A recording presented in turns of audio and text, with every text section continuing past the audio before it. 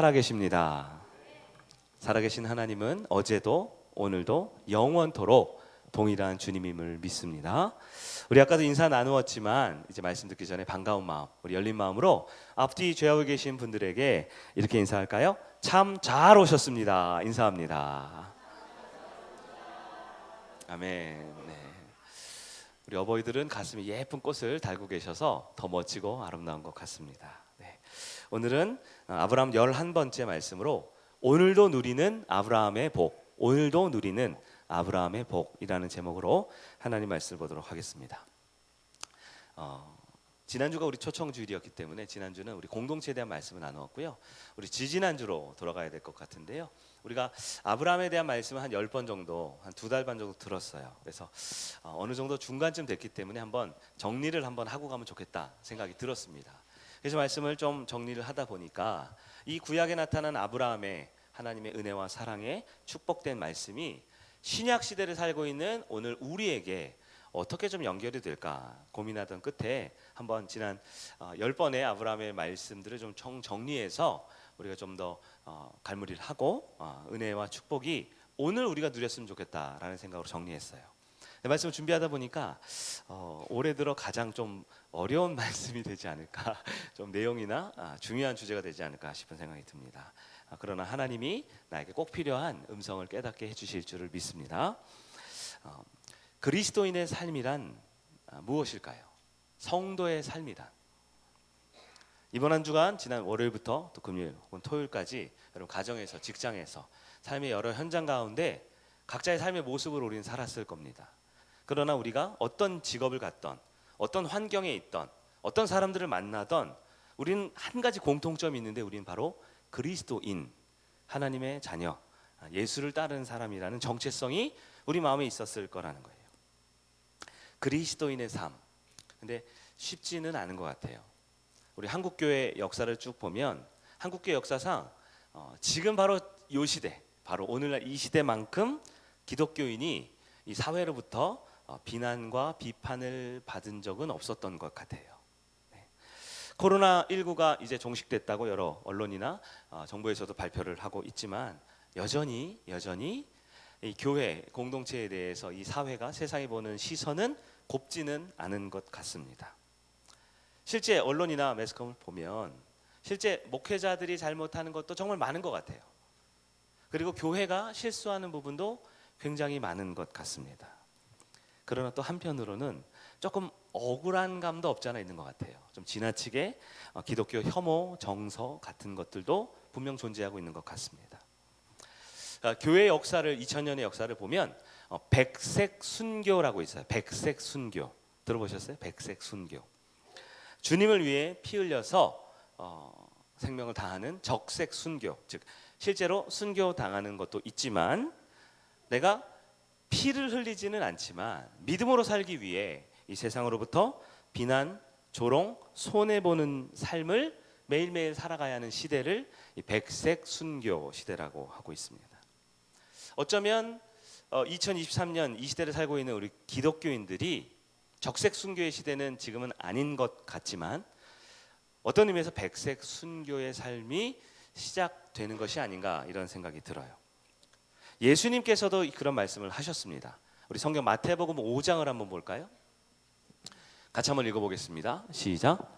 의를 위하여 박해를 받는 자는 복이 있나니 천국이 그들의 것임이라. 나로 말미암아 너희를 욕하고 박해하고 거짓으로 너희를 거슬러 모든 악한 말을 할 때에 너희에게 복이 있나니. 예수님께서도 분명 그리스도인으로서 정말 그리스도인답게 살아가면 누군가로부터 비난을 받고 욕을 먹고 악한 말을 듣게 된다. 그러나 그것이 하나님 안에서의 복이다라고 말씀을 하셨습니다.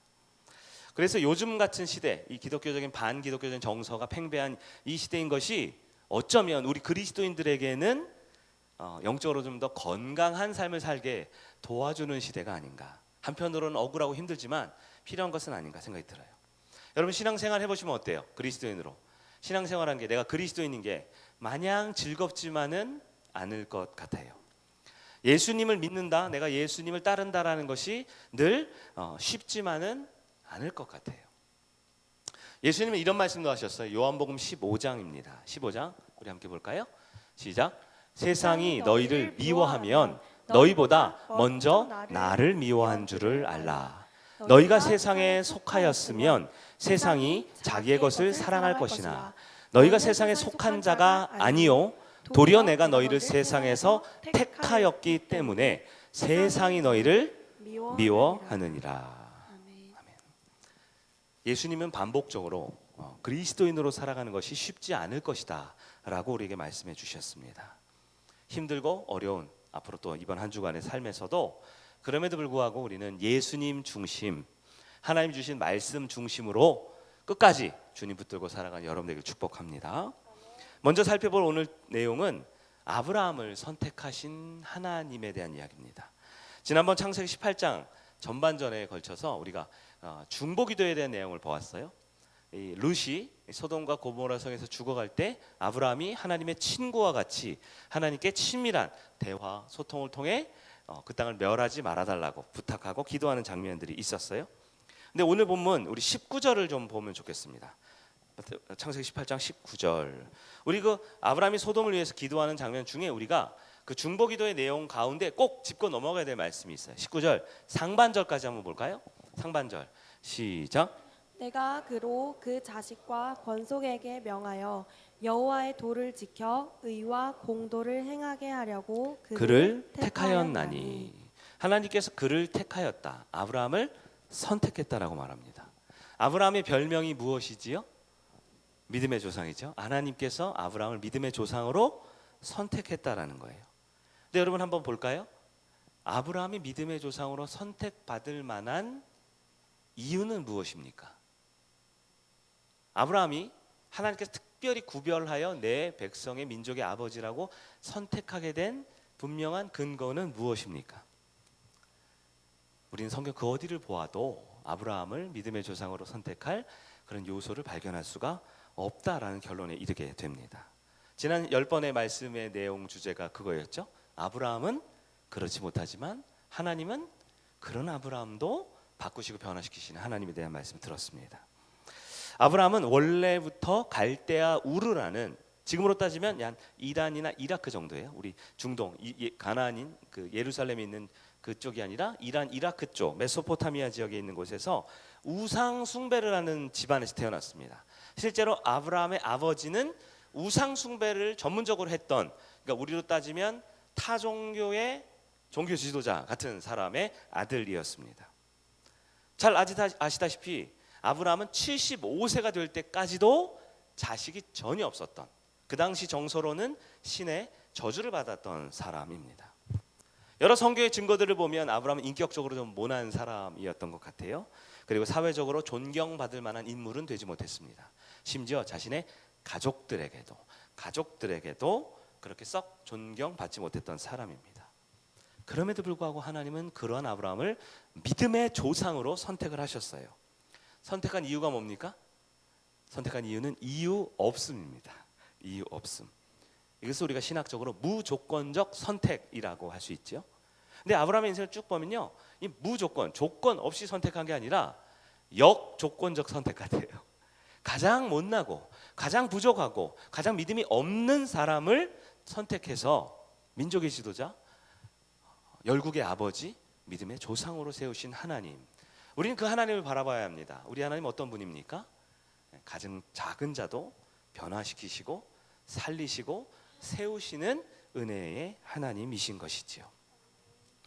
아브라함을 선택하고 그에게 믿음의 조상으로 삼으시고 그에게 축복하신 하나님은 동일하게 오늘 저와 여러분들도 선택하시고 우리에게 축복하시고 우리에게 약속하시는 하나님이심을 믿으시기 바랍니다.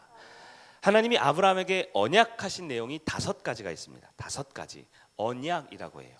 이 언약은 우리가 창세기 12장 아브라함 이야기를 처음 시작할 때로 가볼 필요가 있습니다. 창세기 12장 우리 화면을 볼까요? 2절과 3절입니다. 친절하게 빨간색으로 되어 있네요. 저 부분을 중점적으로 한번 읽어볼게요. 2절 시작. 내가 너로 큰 민족을 이루고 내게 복을 주어 내 이름을 창대하게 하리니 너는 복이 될지라. 너를 축복하는 자에게는 내가 복을 내리고 너를 저주하는 자에게는 내가 저주하리니 땅의 모든 족속이 너로 말미암아 복을 얻을 것이라 하신지라. 아멘. 이렇게 하나님이 아브라함을 축복하는 긴 약속의 말씀을 정리하면 5가지로 할 수 있어요. 첫 번째는 땅입니다. 땅을 주겠다. 두 번째는 자손을 주겠다. 세 번째는 그의 이름을 명예롭게 해주겠다. 명예. 네 번째는 너를 저주하면 저주받고 너를 축복하면 축복하고. 이게 누구랑 관계 있다는 얘기예요? 아브라함이 하나님과 얼마나 밀접한 관계였는지 아브라함을 함부로 건드리면 안 된다는 얘기예요. 즉 하나님과의 깊은 관계에 약속을 주셨고요. 마지막으로 이 모든 것들을 통합해서 축복의 통로가 되게 해주셨다라고 하나님 약속하셨어요. 여러분 5가지, 무려 5가지. 고향 땅을 떠나 땅 한 뙑이 없었던 아브라함에게 새로운 땅, 약속의 땅을 주시겠다고 약속했어요. 이게 땅의 약속이죠. 자식이 없었던 아브라함에게 아들뿐만 아니라 큰 민족을 이루겠다라는 후손의 약속을 주셨어요. 무명의 외국인이죠. 외국인. 피부색이 달랐다 그랬어요. 메소포타미아 사람이니까 얼굴이 하얀 사람이에요. 그 사람이 이 중동과 아프리카를 이집트를 왔다 갔다 하면서 굉장히 이 낯선 이 이방인의 모습이었겠지만 그의 이름을 그곳에서 드높여 이름을 창대하게 했다. 명예를 약속하셨어요. 하나님과 아브라함의 관계가 어떠합니까? 아주 친밀하고 밀접하게 될 것을 약속을 하셨어요. 마지막 아브라함을 통해 축복이 열방의 복으로 펼쳐지게 될 것이다 약속하셨다라는 거예요. 이 5가지 약속이 하나님이 아브라함에게 주신 약속입니다. 여러분 어떠십니까? 아브라함의 일대기를 보면 이 약속이 성취된 것 같으세요? 우리가 오늘 보면 18장 우리 18절 19절을 보았는데요. 이 내용이 바로 하나님께서 아브라함에 복을 주셨다라는 것을 재확인시켜주는 본문입니다. 우리 18절을 보겠습니다. 18절 시작. 아브라함은 강대한 나라가 되고 천하 만민은 그로 말미암아 복을 받게 될 것이 아니냐. 아브라함과 하나님이 12장에서 처음 맺은 약속을 재확인시켜주는 거예요. 아브라함은 그래서 땅과 자손과 하나님과의 관계, 명예, 축복을 받아서 강대한 나라가 되고 강대한 나라 되는 것뿐만 아니라 천하 만민들이 아브라함으로 말미암아 아브라함이 받았던 복을 풍성히 누리게 될 것을 하나님이 약속해 주었다라는 거예요. 저는 이 본문을 보면서 하나님이 아브라함에게 약속하신 5가지 약속이 2가지 정도의 비전으로 정리할 수 있겠다 생각이 들었어요. 5가지 땅과 자손과 명예와 관계와 축복의 통로라는 이 5가지 우리가 성경에서 많이 들었던 내용들을 우리에게 적용해 보면 2가지 비전인 것 같아요. 첫 번째는 선교적 비전이라고 할 수 있을 것 같다 생각이 돼요. 선교적. 땅이 많아지고 자식이 늘어나고 명예가 커지며 하나님과의 관계가 확장될 때 이것을 하나님께서는 한마디로 선교적으로 아브라함에게 비전을 주신 거예요. 여러분 선교가 무엇이라고 그랬습니까? 선교. 비행기 타고 해외 나가서 예수 믿으세요 전도하는 것. 네. 물론 그것도 선교한 모습이지요. 그래서 선교의 본질적인 의미는 예배하지 않던 사람들이 하나님을 예배하게 되는 것. 네. 예배를 드리지 않았던 곳에서 이제 예배가 시작되는 것. 그래서 하나님의 주권, 하나님의 영광, 하나님의 권능이 확장되고 선포되고 그 사람들이 모여 있는 것. 그것이 바로 선교라고 했잖아요. 우리가 지난주에 야외 예배를 드렸습니다. 우리 광주 태초면에 있는 오르빗 정원이라는 곳에 가서 한 30-40분 거리에 있죠. 가서 우리 여러 가지 활동들도 했지만 우리가 예배를 드리고 찬송을 부르고 기도하면서 하나님을 찬양했습니다. 바로 우리는 그곳에서 새로운 선교적 비전을 이루어가고 있는 것이죠. 내가 밟는 땅이 하나님을 예배하고 내가 만나는 이들이 하나님을 찬양하게 하는 것. 그것이 바로 선교적 비전이라는 거예요. 우리 성일교회도 선교적 비전을 받았습니다. 그래서 우리가 예배하고 우리가 관계 맺고 우리가 풍성해지면서 우리가 아름다운 삶을 살아가는 것은 곧 우리 안에만 주어진 축복과 약속의 성취가 아니라 우리와 만나는 사람들과 만나는 장소가 하나님의 복을 확장해 나가게 되는 선교적 비전이 하나님의 약속의 성취가 된다라는 것입니다. 여러분 어떻습니까? 우리 성일교회 선교적 비전을 잘 감당하고 있습니까? 아니면 우리끼리 모여서 우리끼리 즐겁고 우리끼리 예수 믿고 구원받고 우리끼리만 하나님 나라라는 것이 제한되어 있습니까? 하나님 분명 아브라함에게 땅을 주겠다, 넓은 땅을 주겠다, 많은 자손을 주겠다. 이건 단지 한 개인의 성공과 성취만을 말하는 것이 아니라 하나님의 축복받은 아브라함의 삶의 확장과 부흥과 성장을 통해 하나님 나라의 선교적 비전을 이루어가는 우리 성일교회 공동체의 비전이 된다는 사실을 기억하는 여러분들에게 축복합니다. 하나님의 비전을 두 가지 정리한다고 그랬어요. 첫 번째는 선교적 비전, 두 번째는 공동체적 비전이라고 할 수 있어요. 우리 19절 이어서 19절 한번 볼까요? 시작. 내가 그로 그 자식과 권속에게 명하여 여호와의 도를 지켜 의와 공도를 행하게 하려고 그를 택하였나니 이는 나 여호와가 아브라함에 대하여 말한 일을 이루려 함이니라. 아멘. 내용은 조금 어려운 것 같지만 이런 이야기죠. 하나님의 도를 지켜내는 사람들을 많이 확장시킨다라는 뜻이에요. 즉 공동체를 이룬다라는 거죠. 아브라함 한 사람에게 주어진 비전이 아니라 그의 자손에 걸쳐서 그 자손들의 모임인 공동체적인 비전을 이루게 한다라는 것입니다. 즉 하나님의 뜻대로 살아가는 사람들이 많아지게 된다라는 것이죠.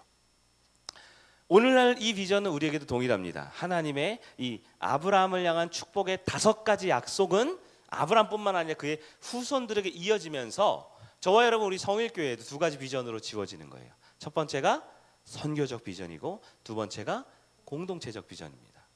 이것을 교회 2가지 본질이라고 바꿀 수 있어요. 교회 2가지 본질은 복음과 공동체라고 했죠. 하나님이신 예수 그리스도를 배우고 그로 인해서 풍성한 삶을 살아가는 이 복음이 나 한 사람에게만 개인적으로 국한되는 게 아니라 그런 사람들이 모여서 하나님 나라 백성의 교회를 이루어가는 공동체를 이루는 것. 이 복음과 공동체가 바로 하나님이 아브라함에게 주신 축복, 그 약속의 비전으로 이루어진다라는 것입니다. 여러분 우리 성일교회 2가지 비전을 잘 정리하셨으면 좋겠어요. 선교적 비전과 공동체적 비전을 늘 가슴에 품고 살아가는 여러분 되길 바랍니다. 그러면 이 아브라함의 후손은 과연 그 약속을, 그 비전을 잘 성취하고 이루어냈을까요?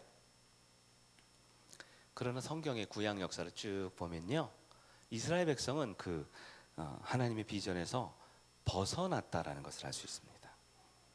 선교적 비전 대신 그들은 유대 민족주의에 빠졌습니다. 그들끼리 울타리를 쳐놓고 우리 안에만 구원이 있다라는 선민 사상 속에 우리만 구원을 받은 우리만 하나님의 백성이라는 그런 우월주의에 빠져 있었습니다. 공동체적 비전이 아니라 오히려 하나님 나라를 어렵게 만들어서 사람을 갈라치기를 하고, 너는 이러이러한 율법적인 죄를 지었으니까 너는 부정하다, 너는 이런 과거의 나쁜 모습이 있으니까 너는 하나님 앞에 합당하지 못하다라고 윤리적 기준을 제시하거나, 혹은 교회라는 이름으로 교회가 제일이야, 교회적 기준을 제시하거나, 혹은 그들이 추구하고 있는 신앙의 여러 모습들, 신앙적인 모습만을 강조하다가 결국 교회 공동체가 하나님 안에서의 그 은혜와 사랑의 공동체가 아니라 끼리끼리 모이기도 하고 서로 사람 간에 벽이 생기기도 하고 분열과 갈등의 모습으로 자리 잡은 것이 바로 유대인들의 역사다라는 거예요.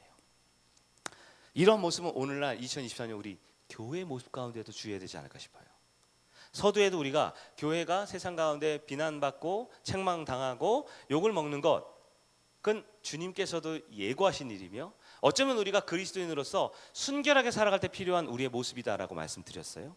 그러나 어떤 모습에는 정말 욕을 얻어먹을 만한 행동을 너무 많이 하는 우리 기독교, 너무 큰 비난과 책망을 받아야만 하는 그 너무 약한 모습에 이기적인 우리의 기독교, 교회의 모습이 있다라면 세상과 우리의 모습을 이렇게 항변하기 이전에 우리가 먼저 아브라함을 통해서 주신 그 축복의 약속과 하나님의 비전을 우리가 먼저 점검하고 스스로 갱신하고 변화해야 하지 않을까라는 생각이 든다라는 거예요.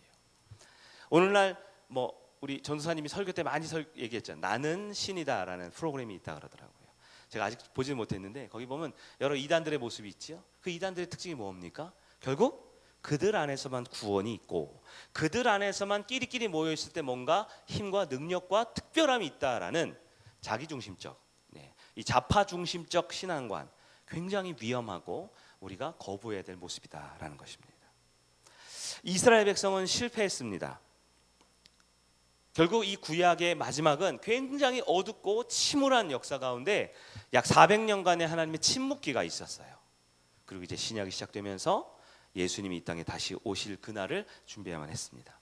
여러분, 아브라함은 구약 사람이죠. 하나님 5가지 약속, 땅과 자손과 명예와 관계와 축복을 주셨고요. 이것은 오늘 18절 보니까 선교적 비전과 공동체적 비전으로 공동체 안에 주셨는데 이스라엘 백성이 이걸 실패했다는 거예요. 계속 실패했습니다. 그럼 우리 하나님은 이 실패한 이스라엘 백성을 포기하고 버리셨을까요? 성경을 보면 하나님은 아브라함에게 주신 약속을 포기하지 않으시고 아브라함의 후손을 통해 그 일을 이루기를 원하셨다라고 합니다. 우리 신약의 맨 처음 마태복음 1장 1절 우리 잘 아는 구절이죠. 어떻게 시작합니까? 아브라함과 다윗의 자손 예수 그리스도의 계보라.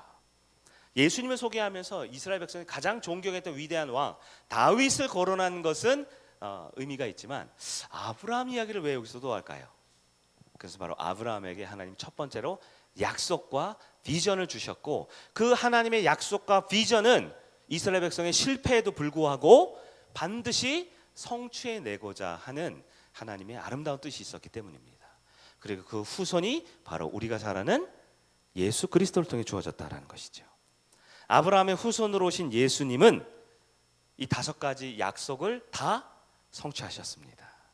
큰 하나님의 선교적 공동체적 비전을 완전하게 이루셨습니다. 우리 아까 세아장제 읽었던 신약의 갈라디아서 말씀을 보겠습니다. 3장 14절 말씀입니다. 아주 중요한 말씀이죠. 네, 봅니다. 시작. 이는 그리스도 예수 안에서 아브라함의 복이 이방인에게 미치게 하고 또 우리로 하여금 믿음으로 말미암아 성령의 약속을 받게 하려 함이라. 아멘. 여기서 아브라함의 복이라고 돼 있죠. 이 아브라함의 복이 뭐예요? 5가지 약속과 2가지 큰 하나님의 구약에 계시된 비전입니다. 이것이 누구 안에서 이루어집니까? 예수 그리스도 안에서 이루어져서 누구에게까지 미쳐요? 유대 민족주의가 아니라 이방인 전 세계까지, 즉 선교적 비전과 그들에게 퍼져나가면서 그들이 공동체를 이루는, 즉 이 이스라엘로부터 엄청나게 지구 반대편 가까이 떨어져 있는 이 대한민국에 이곳까지도 복음이 전파되었고 이곳에서도 우리가 매주 주일마다 10시 반에 모여 예배드리는 공동체가 이루어진 것. 누가 이것을 이루셨다라고요? 예수 그리스도께서 이루셨다라는 것입니다. 갈라디아서 3장 7절을 봅니다. 3장 7절 시작. 그런즉 믿음으로 말미암은 자들은 아브라함의 자손인 줄 알지어다. 아멘. 너무 귀한 말씀이지요. 육체적 아브라함의 후손이 아니고 태생적으로 유대 중동에 태어난 사람들만이 아브라함의 후손이 아니고 누구라고요? 믿음으로, 즉 예수 그리스도가 아브라함의 후손으로서 예수 그리스도가 이 5가지 약속을 성취하시고 2가지 비전을 완벽하게 이루어내셔서 교회 공동체를 주님의 진리 위에 세우셨다라는 사실을 믿는 자들이 진정한 하나님이 계시하신 아브라함의 후손이 된다라는 것입니다. 여러분, 바로 예수님을 믿고 공동체를 이룬 우리가 창세기 12장부터 시작된 이 아브라함의 쭉 이야기들의 진정한 약속의 성취요, 진정한 비전을 이루어내야 할 하나님의 백성이 됨을 믿으시기를 바랍니다. 그래서 오늘도 우리는 아브라함의 축복을 누릴 수 있게 되는 것입니다. 하나님께서 아브라함에게 주신 약속, 이스라엘 백성, 유대 민족은 실패했다 그랬습니다. 그러나 성취하신 분이 있어요. 누구라고 그랬죠? 예수 그리스도입니다. 그러면 유대 민족은 실패했지만 예수님은 성취하셨습니다. 그럼 이 땅을 살아가는 지금 우리 그리스도인들은 어떻게 해야 될까요? 우리는 아까 본문처럼 그리스도 안에서 살아야 하는 것입니다. 그리스도를 중심으로 살아야 하는 것입니다. 서두에 말씀드린 교회가 세상으로부터 욕을 먹고 비난을 받고 억울한 일을 당하지만 하나님이 아브라함을 선택한 이유를 볼까요? 왜 선택하셨다고 그랬어요? 선교적 비전과 공동체적 비전, 즉 더 많은 하나님의 백성을 위해 그들을 초청하고 그들과 함께 진실한 공동체를 이루고 그들의 사랑을 가르쳐주고 섬기라고 우리에게 보내주신 거예요. 우리가 한 영혼을, 한 공동체를 얻기 위해 더 많은 비난과 책망과 억울한 일과 손해를 받는다 할지라도 그것은 너무나 중요하면서 의미 있는 선교적 사명이 될 것이고, 우리 공동체가 하나 되기 위해서 자신의 시간과 물질과 관계와 여러 가지 중요한 일들을 손해보고 희생하고 하나가 되어가면서 진짜 진실한 공동체를 이루어가는 것, 그것은 너무너무나 가치 있는 일이고 아브라함에게 주신 약속과 비전이 성취되는 그 축복된 삶이 된다라는 것입니다. 사랑하는 성일 가정 여러분, 어떻습니까? 그렇게 할 수 있겠습니까?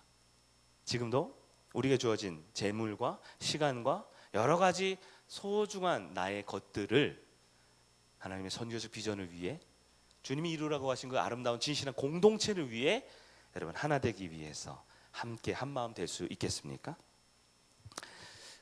우리만의 힘으로는 성취를 못하는 것 같아요. 왜냐하면 이스라엘 역사를 보면 다 실패했거든요. 여전히 이스라엘 백성, 우리도 실패할 수 있습니다. 그러나 우리에게는 한번 완벽히 성공한 분이 있어요. 바로 예수 그리스도죠. 그 예수님은 성령님을 우리에게 보내주셨다라고 했습니다. 그 성령님을 붙들 때 우리는 예수님이 성취하신 그 성공과 성취를 우리도 누릴 수 있게 되는 거예요. 마지막 한 절만 더 볼까요? 3장 14절 한 번 더 보겠습니다. 시작. 이는 그리스도 예수 안에서 아브라함의 복이 이방인에게 미치게 하고 또 우리로 하여금 믿음으로 말미암아 성령의 약속을 받게 하려 함이라. 아멘. 이미 아브라함의 약속과 비전을 성취하신 예수님께서 이 시대에 우리에게 성령을 보내주셨습니다. 살아계신 하나님인 그 성령님을 의지하고 붙들고 바라볼 때 우리의 모습으로는 실패할 수밖에 없는 이 약속과 비전이지만, 하나님께서 우리의 연약한 우리를 통해 그 약속을 이루게 하시고, 즉 우리에게 땅을 주시고 우리에게 사람을 주시고 우리를 명예롭게 하시고 우리에게 하나님과의 관계 가운데 축복의 통로가 되는 그 모든 약속을 성취하셔서 하나님의 선교의 비전과 하나님의 공동체의 비전이 완성되는 그 놀라운 축복과 은혜가 이 아브라함의 후손인 저와 여러분, 우리 성일교회 축복이 되기를 주 예수 그리스도의 이름으로 축원합니다. 아멘. 우리 자리에서 일어나셔서 우리 함께 예수 예수라는 찬양하고 말씀을 정리하겠습니다.